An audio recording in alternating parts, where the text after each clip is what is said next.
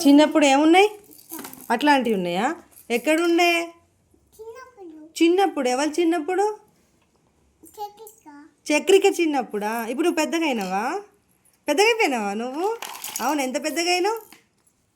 ఎంత పెద్దగా అయినావు?